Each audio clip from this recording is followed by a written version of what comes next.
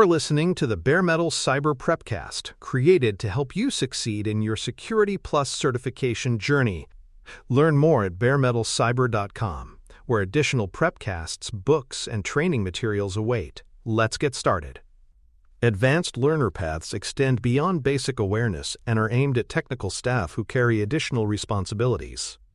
These learners benefit from deeper training in secure architecture principles, code review checklists, and secure CI/CD, continuous integration/continuous deployment practices. For example, architects might learn to spot insecure design patterns like flat networks without segmentation, while developers practice reviewing code for injection flaws before merging. By creating tailored pathways, organizations ensure that technical teams progress from general awareness to specialized skills that directly reduce systemic risk. This tiered model recognizes that not all learners require the same depth, but some must be highly proficient. Privileged users, such as administrators, need credential hygiene training tailored to their elevated risks. This includes using password vaults to avoid storing credentials locally, understanding that privileged sessions may be recorded for auditing, and knowing when and how to use break glass accounts during emergencies. For instance, admins must be trained to check vault policies before launching sessions and to escalate when unusual requests come in. Teaching proper credential hygiene reduces the likelihood of credential sprawl, insider misuse, or escalation pathways that attackers can exploit. For high-privilege users, secure habits are non-negotiable. Developer-focused modules should emphasize dependency management, secret scanning, and proper use of least privileged service accounts. Modern applications rely heavily on open-source libraries, so training must explain how to track dependencies, monitor for CVEs, and avoid unvetted downloads. Secret scanning ensures no API keys or passwords are hard-coded into repositories, a mistake still common in rush development. Training on service accounts teaches developers how to configure roles that grant only the permissions needed, rather than over-provisioning. These practices reduce the attack surface in development pipelines and ensure that software shipped to production is hardened against known risks. Training that brings society users and developers together improves collaboration during incidents. Developers should understand what telemetry society analysts need, such as logs or debug details, while society staff should know how to escalate technical findings constructively. A shared workshop might simulate a production outage triggered by a security event, requiring society to flag anomalies and developers to investigate logs. Practicing joint handoffs builds trust, reduces finger-pointing, and accelerates containment. Security thrives when silos are broken down, and cross-team training fosters that culture of shared accountability. Privacy-aware guidance ensures non-legal staff understand their responsibilities when handling sensitive data. For example, an employee receiving a subject access request (SAAR) should know how to route it correctly and avoid sending sensitive files without redaction.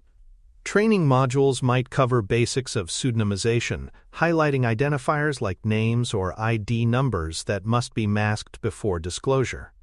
By equipping general staff with privacy fundamentals, organizations reduce the risk of accidental non-compliance and lighten the load on privacy officers, while still maintaining consistency in responses. Legal and public relations (PR) spokespeople also need specialized training. In the aftermath of a security incident, they must prepare public statements that provide accurate information without exposing sensitive technical details. Training may involve mock press conferences where spokespeople practice balancing transparency with caution. For example, they learn to say, "We are investigating unauthorized access to customer data," rather than speculating about attackers' methods. This skill prevents legal missteps and maintains public trust, reinforcing that communication is as important as containment in security events. Tabletop drills at the leadership level prepare executives for their roles in incident response. Leaders practice decision points, such as whether to notify regulators immediately or after internal confirmation, and simulate sequencing of notifications to customers, partners, and oversight bodies. Role drills also include testing public messaging strategies and making decisions under time pressure. These exercises remind executives that their choices carry regulatory, reputational, and financial consequences. Training at this level builds muscle memory for crisis leadership, ensuring responses are swift, confident, and coordinated. On-call staff require reinforcement around operational readiness. Training ensures they know where to access runbooks, how to follow escalation phone trees, and how to document actions taken during incidents. Practicing these basics helps prevent confusion during real emergencies.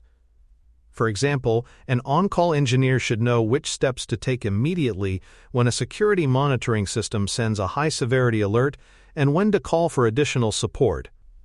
Reinforcing these workflows reduces downtime, eliminates miscommunication, and strengthens confidence that critical incidents are handled consistently. Supply chain interactions introduce another layer of training needs. Employees involved in vendor onboarding or contract negotiations must understand rules for approving third-party software, conditions for sharing data, and how to enforce audit requirements. For instance, a procurement officer might be trained to ask vendors for their latest SOC 2 report or ensure contracts contain data handling clauses. Without such training, third-party risk can slip through unnoticed. Teaching staff how to evaluate and enforce supply chain security creates a consistent defense posture that extends beyond the organization itself. Skill decay is a natural phenomenon, and advanced training programs must plan for it. Employees may forget specialized knowledge if they don't use it regularly.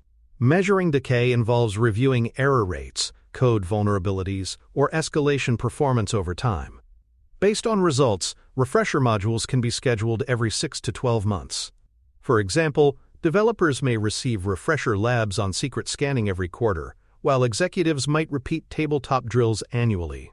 Scheduled refreshers prevent regression and maintain the high standard needed in sensitive roles. Embedding security criteria into job descriptions and hiring practices sets expectations early. For example, a developer posting might list familiarity with secure coding practices as a required skill.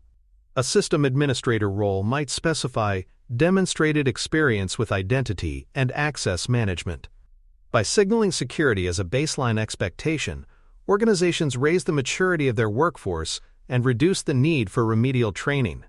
Clear criteria also communicate that security is integral to professional roles, not an optional extra. A practical exercise can bring these ideas together. Design an advanced 30 to 45-minute developer module on secret management and dependency scanning. Include a short lab where participants practice identifying exposed secrets in a mock repository and use automated tools to remediate issues.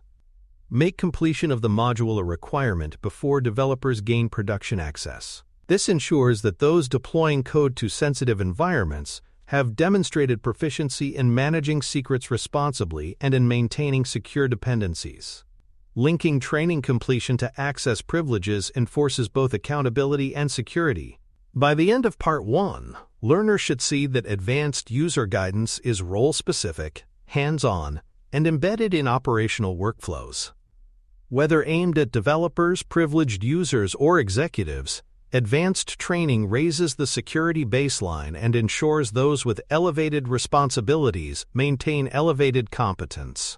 Part 2 will expand on mentorship, continuous learning, governance, and operational metrics that sustain advanced programs and prove their business value. For more cyber-related content and books, please check out cyberauthor.me. Also, there are other prepcasts on cybersecurity and more at baremetalcyber.com. Mentorship programs help reinforce secure behaviors on the job by pairing junior staff with more experienced security champions. A junior developer might shadow a senior engineer during code reviews, learning to spot insecure dependencies in real projects. A new help desk analyst could learn escalation discipline from a veteran who has handled past incidents.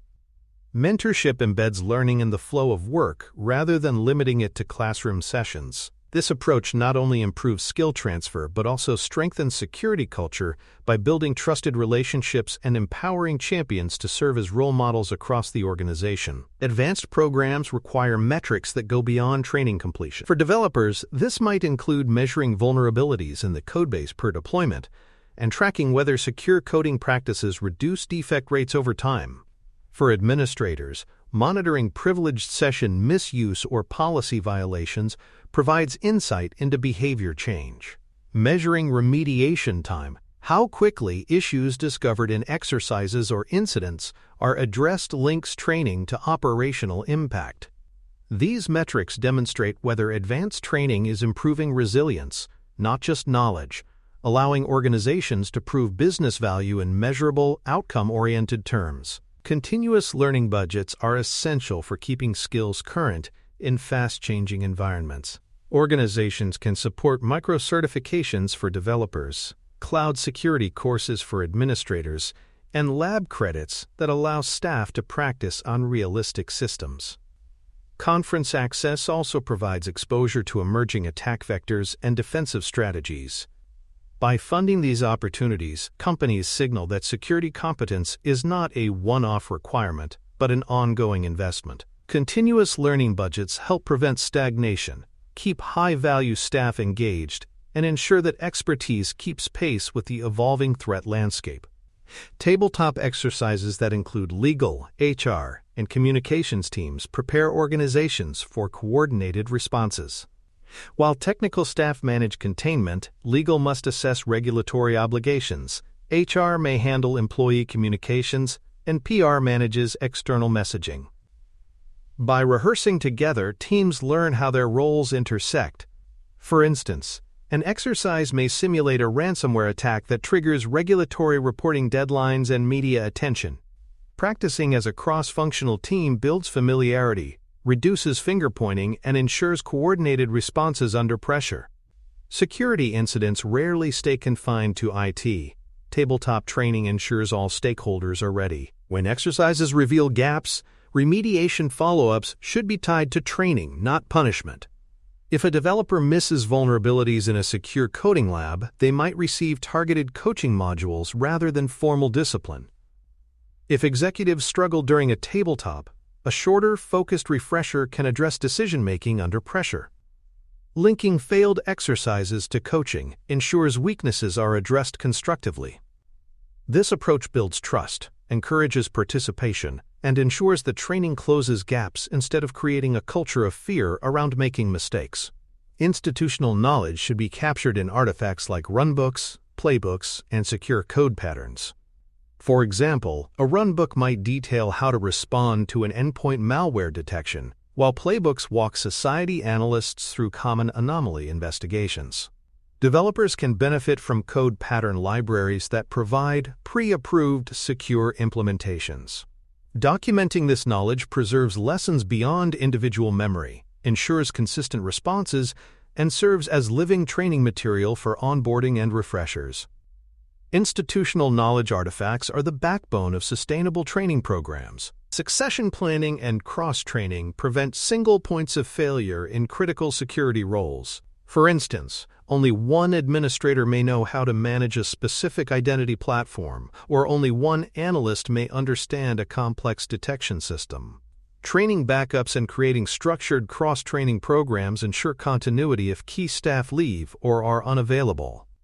Succession planning should identify critical roles, designate understudies, and provide them with advanced training. This strengthens resilience by ensuring no individual departure compromises security capabilities. Celebrating improvements increases program visibility and reinforces the value of advanced training. Sharing that developers reduced code vulnerabilities by 30% or that privileged account misuse incidents dropped after refresher modules demonstrates tangible wins.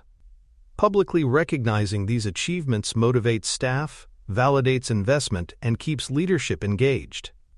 Celebrations can be formal, such as in quarterly reports, or informal, such as a thank you note from leadership. Highlighting progress makes training feel purposeful and energizes ongoing participation across the organization. Auditing training effectiveness requires linking learning to operational metrics. Incidents caused by human error, time to report security events, and adherence to escalation timelines all reveal whether guidance is being applied. For example, if phishing click rates drop significantly after training, this proves program impact. Conversely, if incidents remain unchanged, training may need to be revised. By measuring downstream outcomes, organizations ensure training is not just a checkbox but a driver of risk reduction, strengthening both compliance posture and operational resilience. Governance ties training programs to compliance frameworks and audit requirements. Completion records and competency results should be integrated into compliance attestations, providing defensible evidence during audits. For example, PCI-DSS may require proof that staff with access to payment systems receive annual security training. Governance ensures training is formally owned, regularly updated, and aligned to both regulatory obligations and business goals. With governance in place, advanced training programs evolve from ad hoc initiatives into institutionalized practices embedded within enterprise compliance strategy. Ultimately, advanced training must be practical, workflow integrated, and measurable by operational improvement. It is reinforced by mentorship, enabled by continuous learning, and supported by governance. Success is proven not just by completed modules, but by fewer vulnerabilities, faster response times, and lower incident rates. A practical step is to launch the Advanced Developer module, run a lab-based exercise, and measure vulnerability rates before and after. By iterating based on results, advanced training programs become engines of continuous improvement that elevate both staff capabilities and enterprise resilience. Thanks for tuning in to the Bare Metal Cyber Prepcast, your trusted source for cybersecurity news and insights. Remember to subscribe at baremetalcyber.com so you never miss an update. And visit cyberauthor.me for best-selling cybersecurity books that equip you with expert knowledge. Until next time, stay secure and stay vigilant.